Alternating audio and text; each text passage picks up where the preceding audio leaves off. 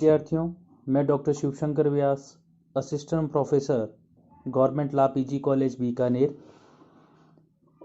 हमारे कॉलेज के YouTube channel के माध्यम से हमारी जो क्लासेस चल रही हैं उसमें आज हम LLB third year drafting pleading subject में वाद की विरचना फ्रेम ऑफ सूट की चर्चा करेंगे।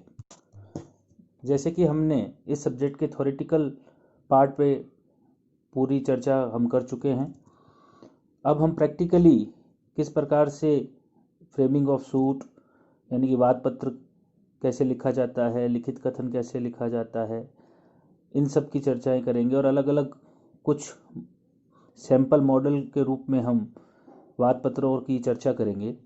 आज हम शुरुआत कर रहे हैं वाद की विरचना फ्रेम ऑफ सूट की। तो सबसे पहले हम बात करें कि वाद पत्र के बारे में बात करें। 2 नंबर का एक क्वेश्चन आपके लिए हो सकता है कि वाद पत्र क्या है। तो वाद पत्र एक ऐसा दस्तावेज, डॉक्यूमेंट, लेख है जिसे दाखिल करके वादी न्यायालय की न्यायिक प्रक्रिया को प्रारंभ करता है। एक डॉक्यूमेंट हो गया वाद पत्र जिसे वादी, हमने ये बात अब पहले कई बार चर्चा कर चुकी है कि मुख्य रूप से 2 पक्षकार होंगे, एक वादी और एक प्रतिवादी। वादी मामले की शुरुआत करेगा और वाद पत्र के जरिए अपनी बात को न्यायालय में प्रस्तुत करता है। यहाँ पर भी वही बात आ रही है कि वादी न्यायालय की प्रक्रिया को इस वाद पत्र के जरिए प्रारंभ करता है।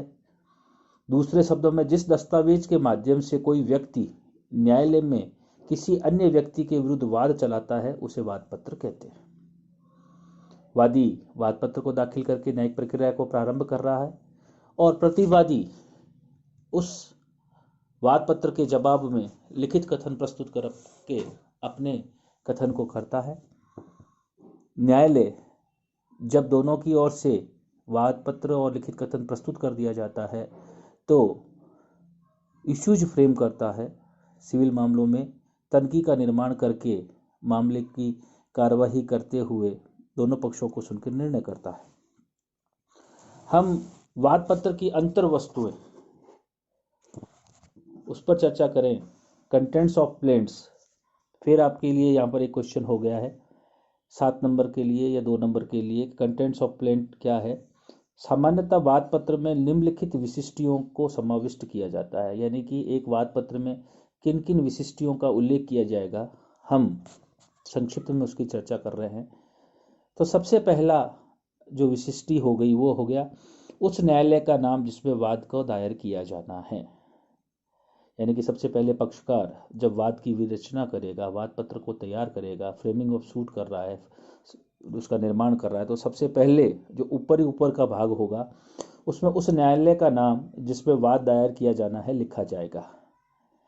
सिविल न्यायालय कनिष्ठ खंड, सिविल न्यायालय वरिष्ठ खंड, जिला एवं सेशन न्यायालय या जो भी कोर्ट है, यानी कि वह उस मामले जिसको वो लेके आ रहा है तो किस प्रकार के न्यायालय को उसके सुनने की अधिकारिता है, उसी न्यायालय में जाता है। तो सबसे ऊपर टाइटल होगा उस न्यायालय का नाम जिसमें वाद का दायर किया जाना है।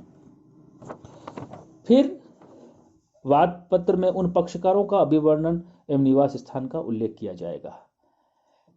उनके द्वारा किन किन के विरुद्ध प्रतिवादी बनाया गया है, तो उन पक्षकारों का अभिवर्णन एवं निवास स्थान, जैसे कि हम सामान्य देखते हैं रामलाल पुत्र श्यामलाल, उम्र 35 वर्ष, निवासी कोई भी स्थान जहाँ पर वो रह रहा है, जाति, व्यवसाय, इन सब का उल्लेख वहाँ पर किया जाएगा।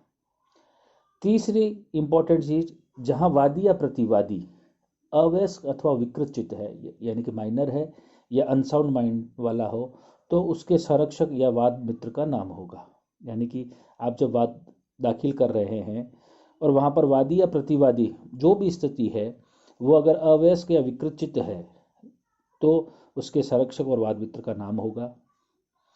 फोर्थ इंपॉर्टेंट चीज, वे तथ्य जिनसे कि वाद हेतुक कॉज ऑफ एक्शन, सबसे इंपॉर्टेंट चीज आ रही है, उत्पन्न हुआ है, उसका उत्पन्न होने का समय लिखा जाएगा। कॉज ऑफ एक्शन, न्यायालय में आने का कारण। सामान्य अर्थ में क्या करें कि वाद हेतुक वह कौन सी वजह बनी जिसकी वजह से आप न्यायालय में आए, उसका समय। जैसे हम एक एग्जाम्पल की बात करें, आगे हम इसकी डिटेल की भी चर्चा करेंगे कि दो पक्षकारों के बीच में उधारी का लेन देन हुआ था कि ए ने बी को कुछ पैसा उधार दिया, प्रोमिसरी नोट के आधार पर सारी बात हुई। बाद में वापस ए ने बी से पैसे की मांग की और बी टालम टोल करता रहा और आज दूंगा कल दूंगा, आज दूंगा कल दूंगा, और एक दिन उसने कहा नहीं मैं तो देता ही नहीं हूँ। ये कॉज ऑफ एक्शन हुआ।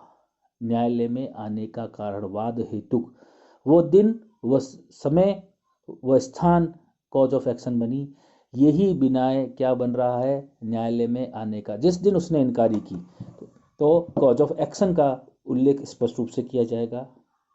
फिर पांचवी चीज इसमें जो आएगी वो आएगी जुरिस्डिक्शन, न्यायालय की अधिकारिता, प्रादेशिक, आर्थिक एवं विषय वस्तु संबंधी। ये हम सीपीसी में पढ़ चुके हैं कि एक न्यायालय की जो क्षेत्राधिकार है वो किन किन आधारों पर होता है, प्रादेशिक है, आर्थिक है, विषय वस्तु संबंधी है। तो उसमें ये स्पष्ट रूप से उल्लेख किया जाएगा कि संबंधित न्यायालय को उस मामले को सुनने की क्या है, अधिकारिता है, जुरिस्डिक्शन है। 6 नंबर चीज हम जब बात करेंगे रिलीफ, वह अनुतोष जिसका वादी दावा करता है। आपको स्पष्ट रूप से उल्लेख करना होगा कि आप उस मामले के जरिए क्या न्यायालय से अनुतोष प्राप्त करना चाहते हैं। अनुतोष 1, 2, 3 जितने भी होते हैं, और सामान्यतः जितने अनुतोष हम चाह रहे हैं उनका उल्लेख करते हुए लास्ट में लिख देते हैं कि न्यायालय अन्य कोई अनुतोष जिसे देना चाहे वो भी प्रदान किया जा सकता है। 7वीं इंपॉर्टेंट चीज लिमिटेशन, परिसीमा अवधि का उल्लेख किया जाएगा। आपने न्यायालय का जुरिस्डिक्शन बता दिया, अनुतोष भी मांग लिया, और टाइम बार्ड, आपका जो मामला है वह मर्यादा विधि द्वारा बाधित नहीं होना चाहिए, अंडर लिमिटेशन होना आवश्यक है। जो भी आप वाद ला रहे, जैसे अभी हमने प्रोमिसरी नोट की बात की, तो यहाँ पर सामान्यतः क्या है, 3 साल का समय, और अगर आप 3 साल के बाद जाते हैं तो वह लिमिटेशन के बाहर की हो गई। तो आपको अपने वाद पत्र की रचना करते समय ये लिखना होगा कि मेरा मामला अंदर मियाद है। फिर 8वीं चीज हम बात करेंगे वैल्यूशन, सूट वैल्यूशन, वाद का मूल्यांकन किया जाएगा और उसके आधार पर कोर्ट फीस न्यायालय को दी जाएगी। और लास्ट हस्ताक्षर एवं सत्यापन, सिग्नेचर एंड वेरिफिकेशन होगा, और उसके बाद आपके वाद की विरचना पूर्ण हो जाएगी। इस प्रकार जब भी हम किसी वाद की विरचना करते हैं तो इन मुख्य बातों का उल्लेख किया जाता है। तथ्यात्मक बातें जो होगी वो वादी निजी जानकारी के आधार पर सत्य होना स्वीकार करेगा। जब हम बात कर रहे हैं लास्ट में कि वह हस्ताक्षर वो सत्यापन करेगा, तो वो कहेगा कि जो बातें उसने तथ्यात्मक रूप से बताई है कि बिंदु संख्या 1 से लेके बिंदु संख्या 4 या 5 या 6 जितनी भी उसने तथ्यात्मक बातें लिखी हैं, वे बातें उसकी निजी जानकारी के आधार पर सत्य होना स्वीकार करता है। और कुछ बातें न्यायालय का अधिकारिता है, उसकी सूट का वैल्यूशन, कोर्ट फीस, लिमिटेशन, इन सब बातों को ये लिखेगा कानूनी जानकारी के आधार पर वह उन्हें सत्य होना स्वीकार करता है। इस प्रकार इन सब बातों का उल्लेख करते हुए एक वाद की विरचना की जाएगी। ये आपका शॉर्ट क्वेश्चन के रूप में इन बिंदुओं को पूछा जा सकता है।